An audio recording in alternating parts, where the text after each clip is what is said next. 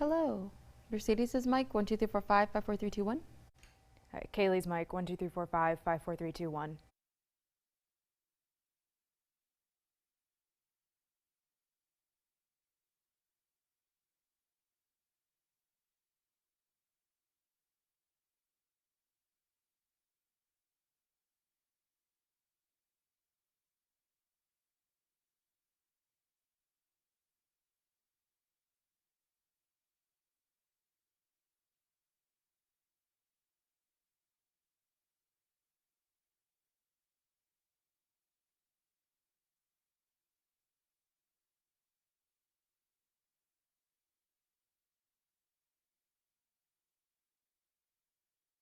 Right now, this is your forecast first from your weather authority on KTAB. Saturday today and looking to tomorrow will be on the warmer side as well, but we'll start off nice, 51 degrees at 7 a.m. A glorious start to your Halloween morning. We'll see those temperatures warm up 68 degrees by lunchtime. Those winds shifting out of the north thanks to a cold front that'll stall across the big country. And then warming up one more time, a high of 78 degrees, warm and sunny for your Halloween afternoon. That's your forecast first. KTAB News Weekend starts right now. Right now, coverage you can count on. This is KTAB News Weekend.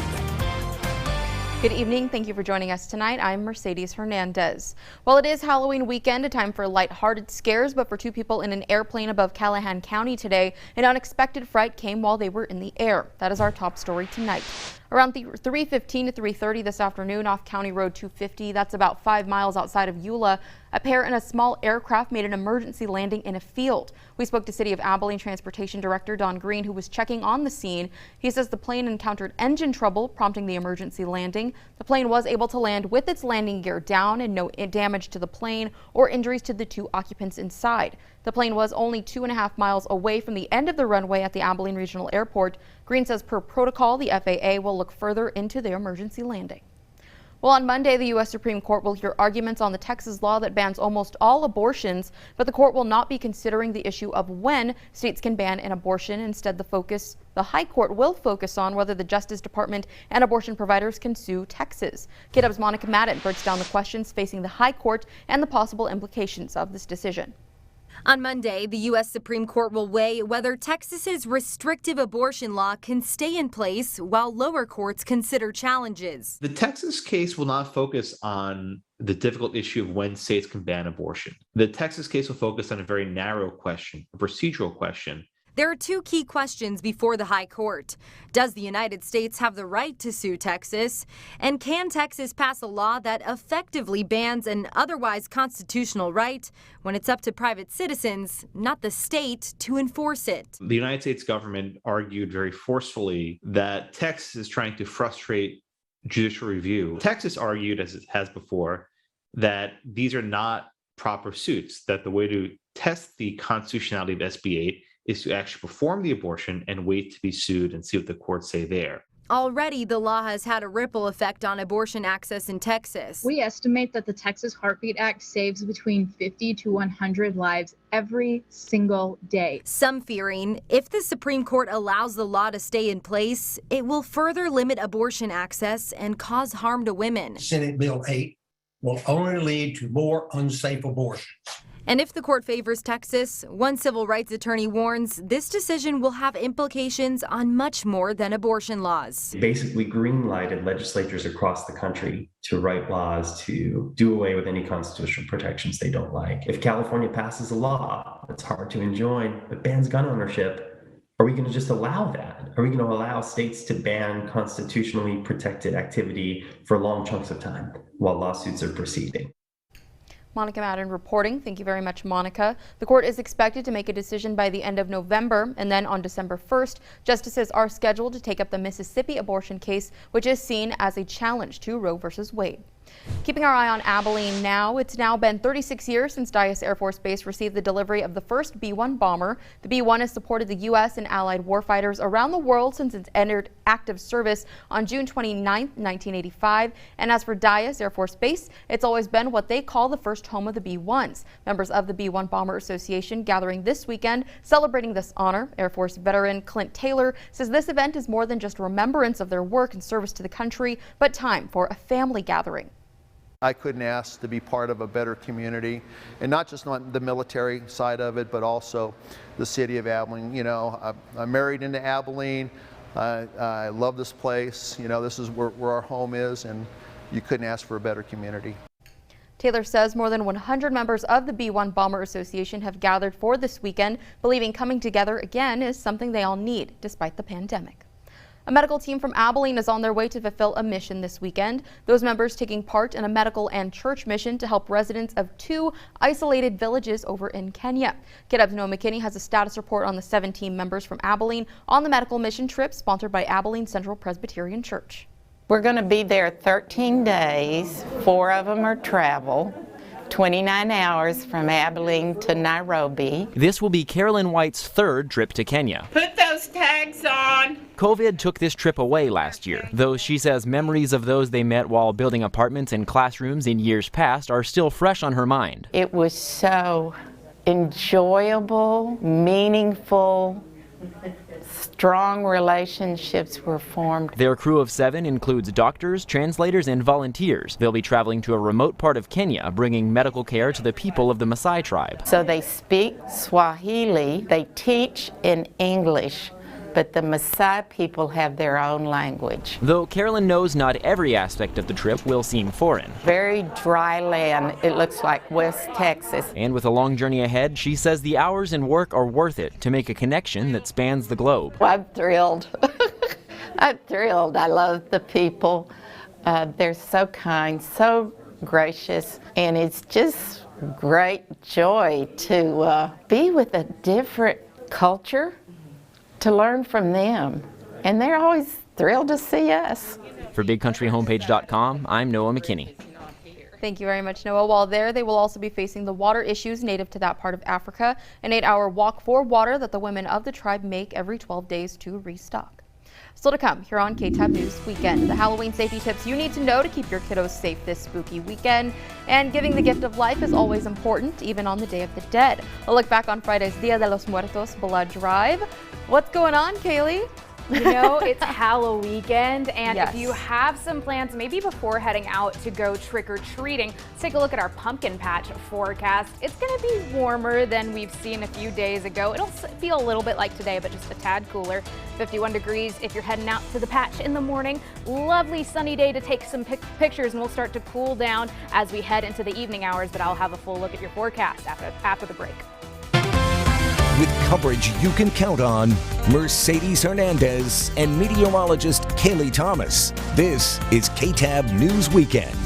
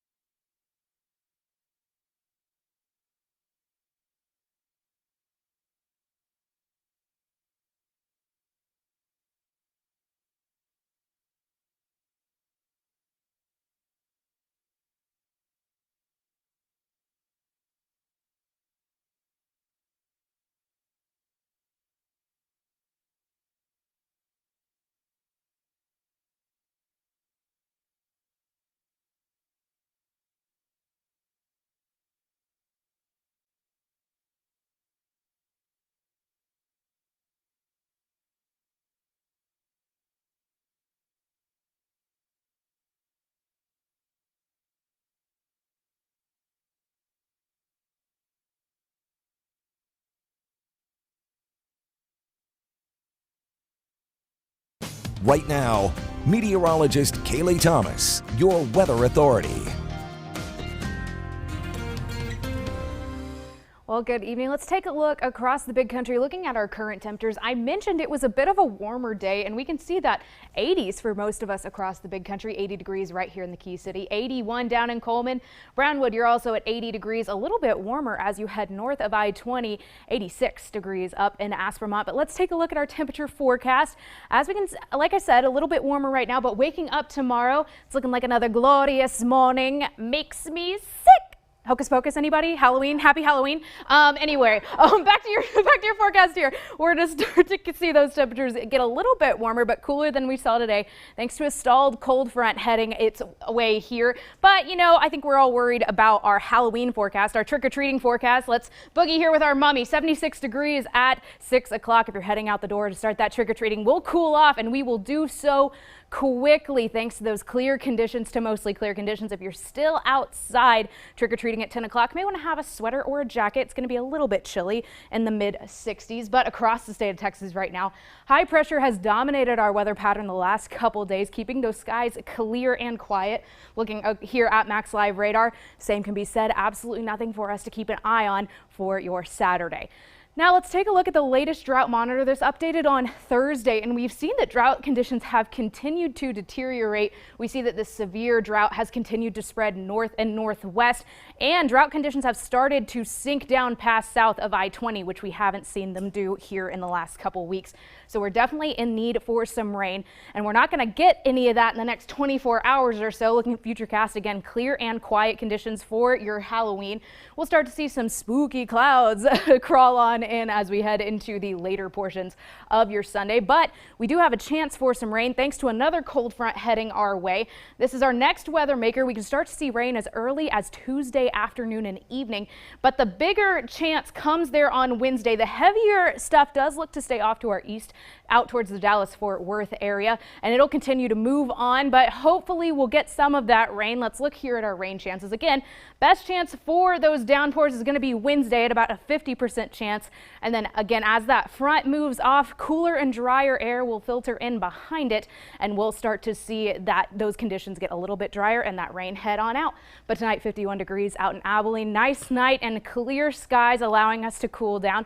Tomorrow, a little bit cooler than what we saw today, 78 degrees, but warm and sunny. Those winds out of the northeast thanks to that stalled front tonight in Brownwood. 47 degrees, mostly clear, and those winds staying light as well out of the south.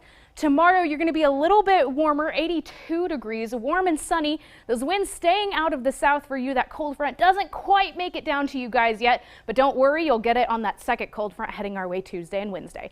Looking here at our extended forecast, we can see that cold front moving in tomorrow drops the temperatures just a tiny little bit. Then we see those stay down into the mid 70s to start the week, and that cold front on Tuesday brings us the rain chances. And check out those high temperatures on Thursday. We're not getting out of the 50s. Ooh, that sounds pretty good to me. Oh my gosh. Sweater weather, anybody? Count one for the weekend. Thank you, Kaylee, or should I say Bette Midler? It's my favorite movie, guys. We love Hocus Pocus. We love it. All right, well, there's nothing scary about this next story. On Friday at our annual Dia de los Muertos blood drive, those that stopped by had the chance to save a life, and our Victor Sotelo spoke to one longtime donor to find out why drives like these are very important to her. 4 years ago, Christmas Eve, my brother had a double transplant. They used a lot of blood, and they were running low. My brother was in his late 50s. They suggested that we give blood. So it's vital. It is just extremely vital that y'all do this. And you get a whole shirt out of the deal. Yeah. My brother did great. Have a blessed day. You too. Come out here to these wonderful people that are trying to do what's right. And I thank you in advance for what you've done. And that was just a look at yesterday's blood drive over at the Abilene Eye Institute. Our Victor Sotelo reporting. Thank you very much, Vic. Nearly 70 donors did stop by yesterday to give the gift of life. And as she said, thank you to all those that donated. Means a lot. Well, when KTAB News Weekend continues, before you head out the door tonight or tomorrow for trick-or-treating, you have to hear these Halloween safety tips. for your health. Plus, the McMurray Warhawks were at home this afternoon for a showdown with the Sul Ross State Lobos. Dan has the highlights and the score later on in sports.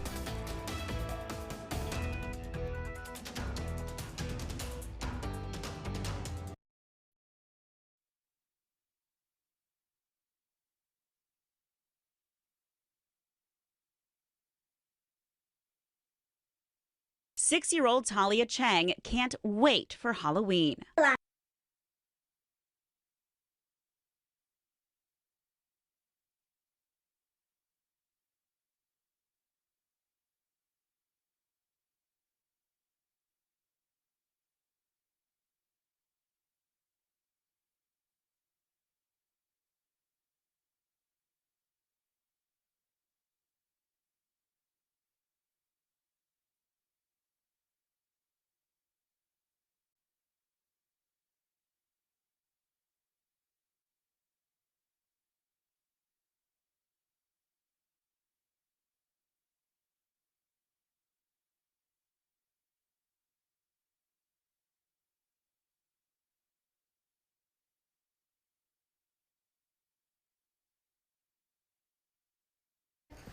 Check 1, 2, 3, 4, 5, 6, 7, 8.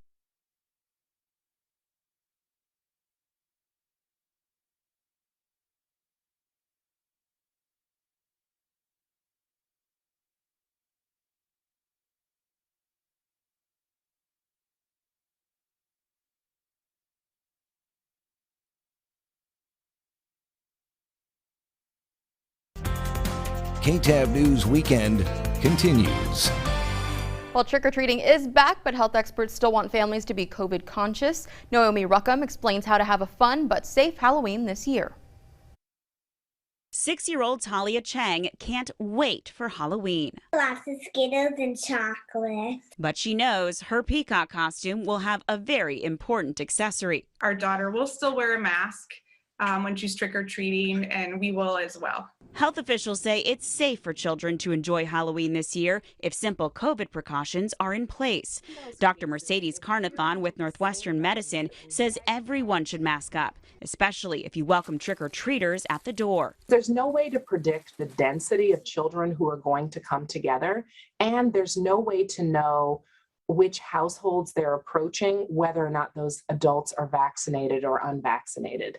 We know the virus is more likely to spread inside, so experts say it's best to say boo to indoor Halloween parties and celebrate outdoors, especially with younger kids who can't be fully vaccinated by the holiday. It is not safe to hold an indoor party with a large number of children unmasked. I think not offering food and drink indoors is critically important to keep any type of an indoor gathering safe. The American Academy of Pediatrics recommends limiting trick-or-treating to small groups, waiting your turn to avoid large clusters while trick-or-treating, and practicing good hand hygiene. Definitely wash hands, use hand sanitizer as much as possible.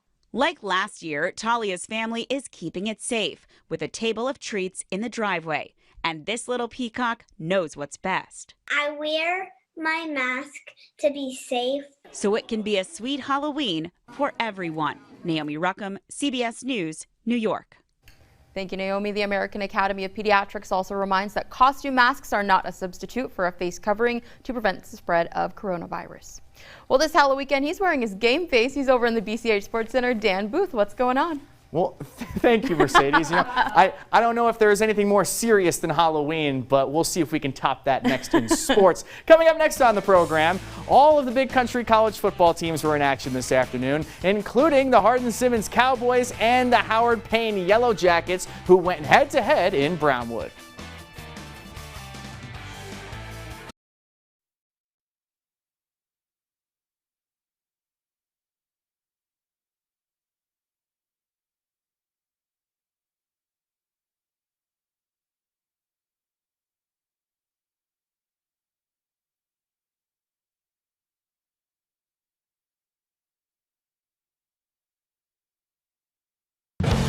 This is BigCountryHomepage.com Sports with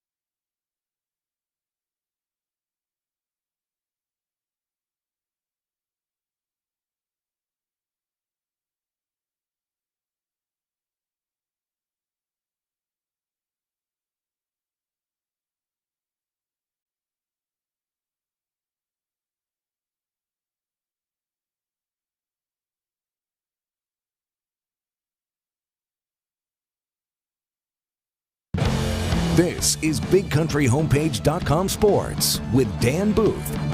Good evening, everyone. In the American Southwest Conference, we've got ourselves a battle of not one, but two 6-1 teams. The Hardin Simmons Cowboys hit the road for a showdown with the Howard Payne Yellow Jackets at Gordon Woods Stadium. We go to the first quarter. Howard Payne in the red zone. Landon McKinney trying to score here, but his pass gets picked off in the end zone by Brock Bujnak. Now the Cowboys did get the ball back there. They fumbled, giving the ball back to HPU, and then McKinney gets picked off again by Bujnak. That is back-to-back interceptions. He was killing it on the back end all day long. We go to the second quarter. Still no score until Jake Parker gets the snap and runs into the end zone for the score. That is 7-0 Howard Payne.